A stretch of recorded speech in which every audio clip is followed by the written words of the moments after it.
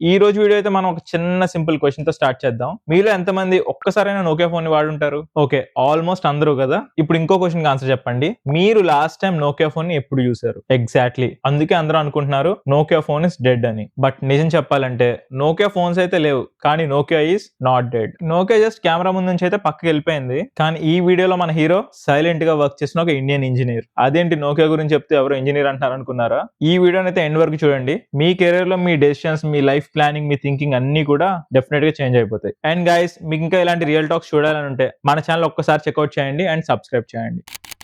Let's start with why Nokia died. 2007లో iPhone launch అయింది. Touch screen, smooth animations ఇంకా చాలా యాప్స్. అండ్ అదే మూమెంట్ నోకియాకి చాలా పెద్ద డ్యామేజ్ అయింది. మళ్ళీ 2013లో మైక్రోసాఫ్ట్ నోకియా యొక్క బిజినెస్ ని కొంది. హెడ్లైన్స్ అన్నిట్లో మీరు కూడా నాన్ స్టాప్ చూసే ఉంటారు. Nokia was sold, Nokia finished, Nokia game over అని. అందరూ కూడా ఫోన్ల గురించి మాట్లాడారు. కానీ ఈ ఫోన్స్ అన్ని వర్క్ అవడానికి సిగ్నల్ ఎక్కడి నుంచి వస్తుంది అని ఎవ్వరు క్వశ్చనే చేయలేదు. మ్యాటర్ ఏంటంటే ఫోన్ అయితే సూపర్ స్టార్ అయింది. టవర్లన్నీ కూడా సైడ్ క్యారెక్టర్ అయిపోయాయి కదా. Now let me bring the boring into the story. Rajiv Suri 1995లో రాజీవ్ సూరి నోకియాలో జాయిన్ అయ్యాడు. ఏజ్ 28, ఇండియన్, మణిపాల్లో ఇంజనీరింగ్ చేశాడు. డిజైనింగ్ టీమ్ కాదు, మార్కెటింగ్ కూడా కాదు, నెట్వర్క్ డివిజన్. ఈ జాబ్ డిస్క్రిప్షన్ కనుక చదివితే యూత్ అందరికి కూడా ఏం బోరింగ్ జాబ్ రా బాబు అనిపిస్తుంది. That boredom is the hero in the story. College లో ప్రతి ఎగ్జామ్ లో టాపర్ అయిపోయేవాడు స్టోరీ అయితే కాదు. సైలెంట్ గా నోట్స్ రాసేసుకుని కాంపిటేటివ్ ఎగ్జామ్ లో టాప్ ర్యాంక్ కొట్టేసేదే మన స్టోరీ. ఇప్పుడు 2007 యాపిల్ లాంచ్ తర్వాత ఇండస్ట్రీ అంతా షేక్ అయిపోయింది. Panic mode. ప్రతి కంపెనీకి టచ్ స్క్రీన్ కావాలి, యాప్స్ కావాలి, ఇంకా బెస్ట్ డిజైన్ కావాలి. స్టార్ట్అప్స్, సీఈఓలు, మీడియా అంతా కూడా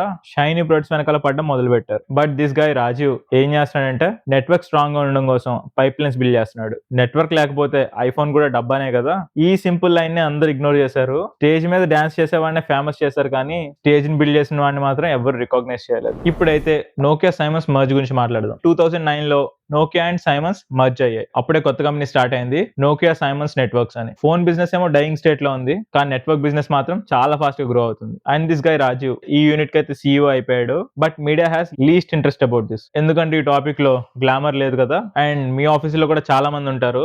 everyone praise the developer guy, but DevOps లో కూడా చాలా స్టోరీ ఉంటుంది. అండ్ 2010 to 2013 మధ్యలో స్టీఫెన్ ఎలోప్ అనే ఆయన నోకియాకి ఎంటర్ అయ్యాడు యాజ్ అ సీఈఓ. ఈయన ఫార్మర్ గా మైక్రోసాఫ్ట్ ఎగ్జిక్యూటివ్ గా వర్క్ చేశాడు. అండ్ ఇతని టాలెంట్ ఏంటంటే పెద్ద పెద్ద స్పీచ్లు, మ్యాగజైన్ కవర్లు. But end result phone business was sold. ఎలోప్ complete గా గ్లోరీ అంతా తీసుకుని వెళ్ళిపోయాడు. But Raju still working, still invisible. ఇక్కడ ఫన్నీ థింగ్ ఏంటంటే ఆఫీస్ లో వర్క్ అంతా మనం చేస్తాం, క్రెడిట్ మాత్రం మేనేజర్ కొట్టేస్తాడు. అండ్ ఆ తర్వాత 2014 లో ఒక పెద్ద ప్లాట్ ట్విస్ట్. బోర్డ్ డెసిషన్ ఏంటంటే Rajeev Suri becomes CEO of Nokia. ఇప్పటి వరకు నెట్వర్క్ డివిజన్ లో ఉండే ఆయన మెయిన్ గా అయిపోయాడు. 19 years ఒకటే కంపెనీలో వెయిట్ చేశాడు. అండ్ ఈ మూమెంట్ అయితే యూత్ కి చాలా ఇంపార్టెంట్. మీ టైం లేట్ గా వస్తుందేమో ఎవరికి తెలుసు.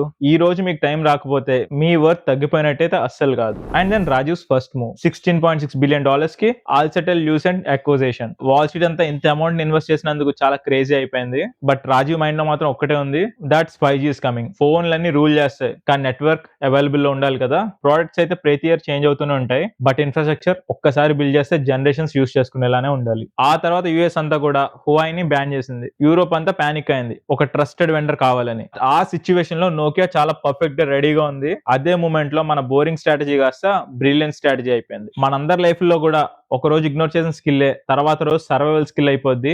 Just stay focused on it. 2017 దగ్గర నుంచి 2020 వరకు, అంటే కోవిడ్ వరకు, నోకియా వరల్డ్ లోనే టెలికాం సెక్టర్ లో టాప్ ఇన్ఫ్రాస్ట్రక్చర్ జైంట్ లానే ఉండిపోయింది. ఒక్క పేటెంట్ లైసెన్సింగ్ కి చాలా బిలియన్స్ ఆఫ్ రెవెన్యూ జనరేట్ చేసింది. దాంతో మీడియా రియలైజ్ అయింది ఏంటంటే రిజల్ట్స్ అన్ని కూడా సైలెంట్ గానే వస్తాయి, కానీ నాయిస్ చాలా ఫాస్ట్. అండ్ దెన్ 2020లో రాజీవ్ స్టెప్స్ డౌన్, కంపెనీ వదిలేశాడు. అప్పటికి నోకియా వర్త్ $26 billion.